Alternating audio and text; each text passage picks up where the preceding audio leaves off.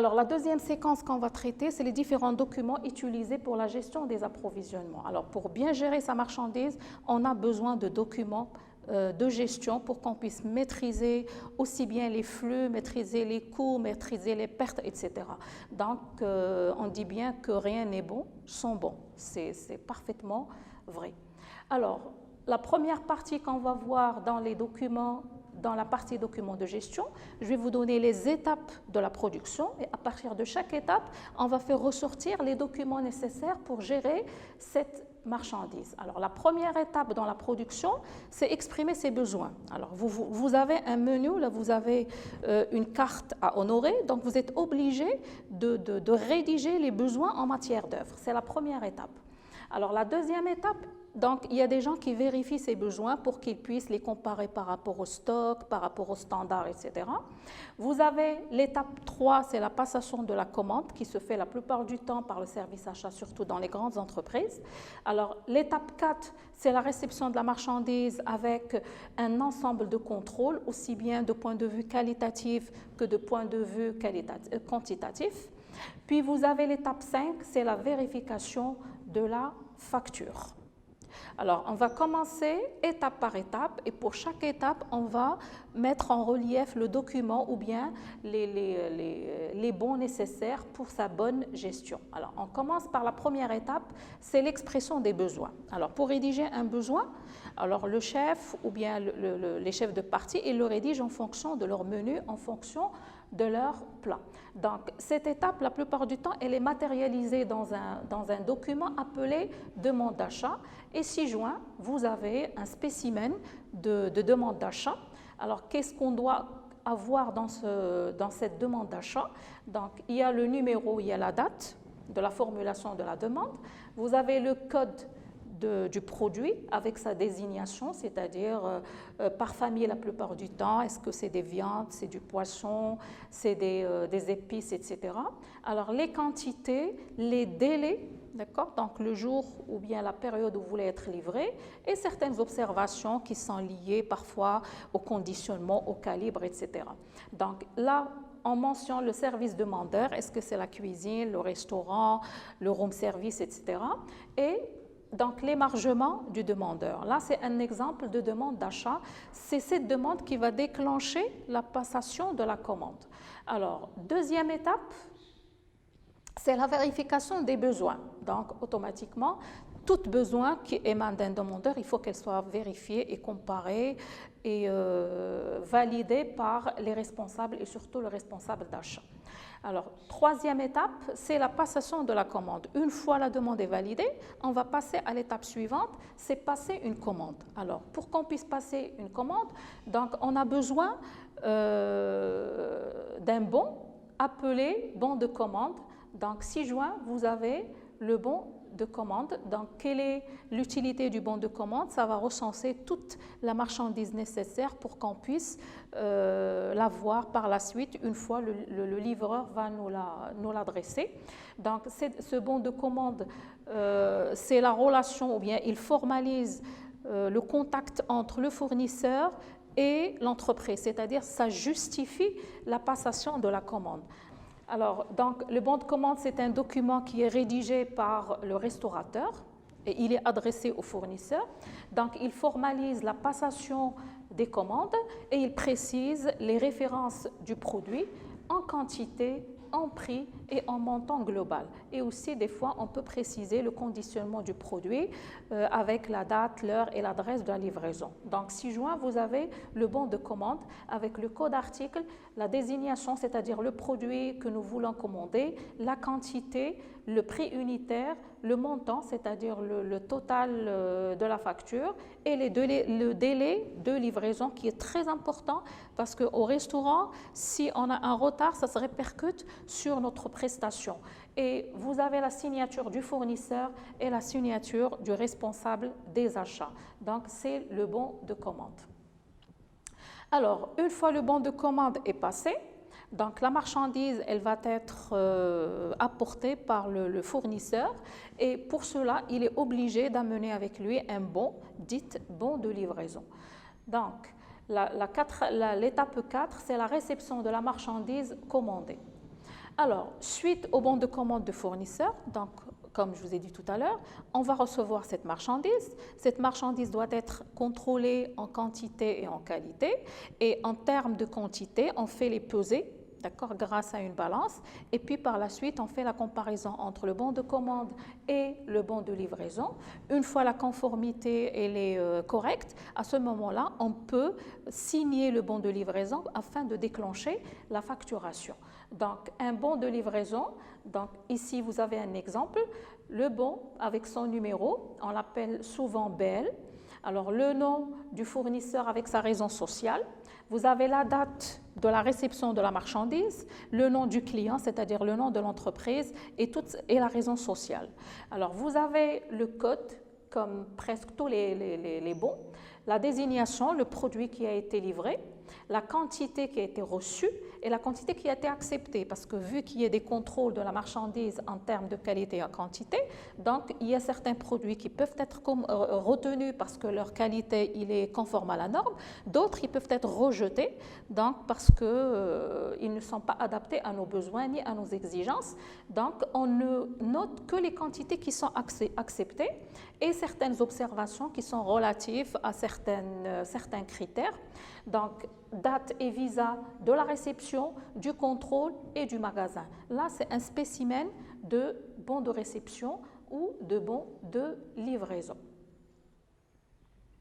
Alors, l'étape 5, c'est la vérification de la facture. Alors, une fois la livraison est conforme à la norme, une fois l'économe il donne son feu vert et il confirme comme quoi la marchandise elle est conforme à la norme selon les exigences du cahier de charge, à ce moment-là, la facturation elle est déclenchée et la comptabilité elle peut payer l'entreprise, elle peut payer le fournisseur selon les exigences qui ont été mentionnées dans le cahier de charge, à savoir les délais et les modes de paiement. Donc, c'est ce qui est mentionné ici dans le slide. Donc, après, si la livraison ne correspond pas ou ne correspond que partiellement à notre commande, alors là, la facture elle est remise et la facture elle est remise lors de la livraison. Alors là, on peut. Donc, vous avez deux possibilités. Alors, le magasinier, il va accepter la livraison. D'accord ? Donc, tous les produits qui sont conformes, on va les accepter et on va refuser seulement ceux qui ne correspondent pas à nos exigences. Et à ce moment-là, le magasinier, il va demander un bon d'avoir ou ce que nous appelons une facture d'avoir.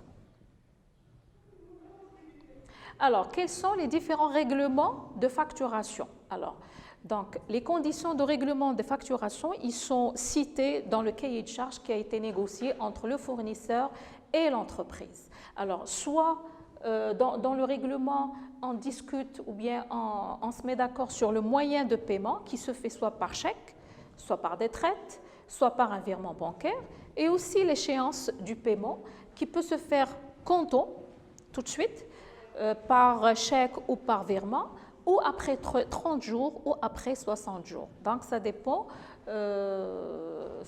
du cahier de charge qui est établi entre le fournisseur et l'entreprise.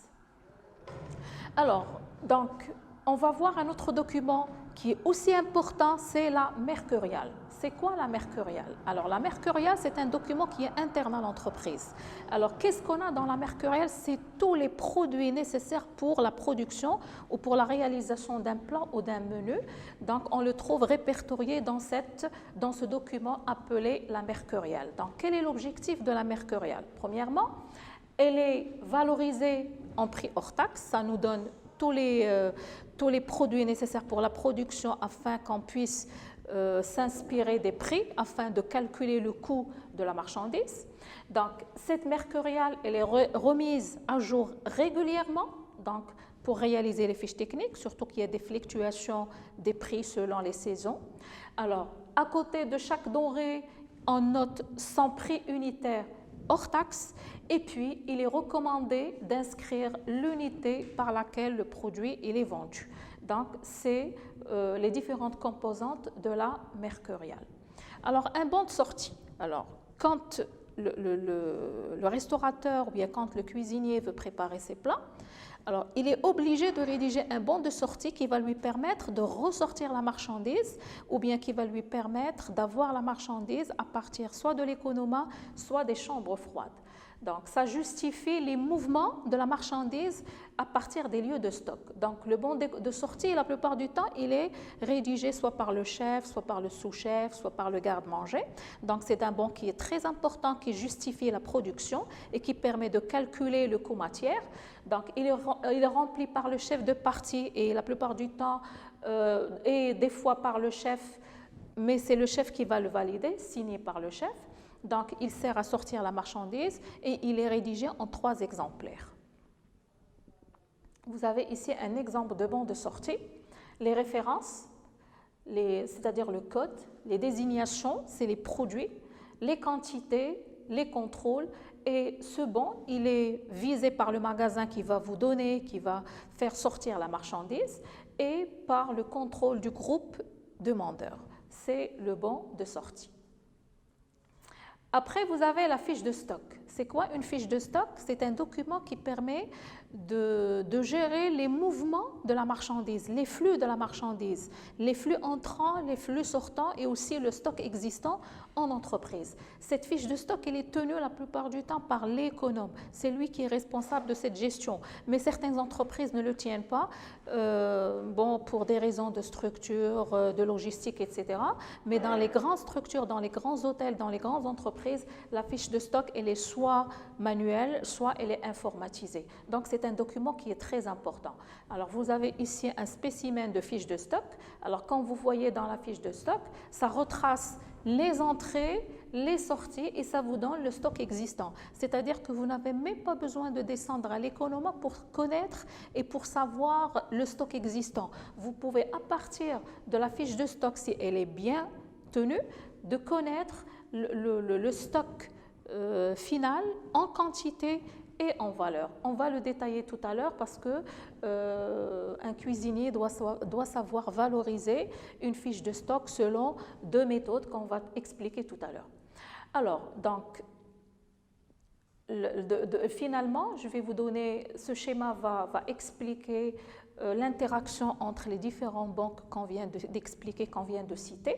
Alors, donc, la première partie, c'est la production. Donc, la première étape, vous avez la production. Cette production, donc, va exprimer un besoin. Ce besoin, il doit être contrôlé au magasin pour vérifier s'il y a un stock. Par la suite, il va être véhiculé vers le service adéquat, c'est-à-dire le service achat qui va traiter cette demande. Une fois la demande, elle est validée.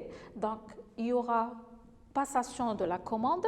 Cette commande, elle va être réalisée et va être livrée par le fournisseur vers l'entreprise. Le premier contact avec l'entreprise, c'est le magasin qui va effectuer les contrôles en qualité et en quantité. Le fournisseur, il va apporter avec la marchandise le bon de livraison et parfois aussi la facture. Des fois, la facture, elle est envoyée après la livraison, donc qui sera validé au niveau du magasin afin de déclencher ce que nous appelons la facturation. Donc voilà les différents documents de gestion des approvisionnements et les interactions entre ces différents bons. Donc ces différents documents de gestion sont très très importants pour une bonne gestion et une bonne organisation des locaux de production.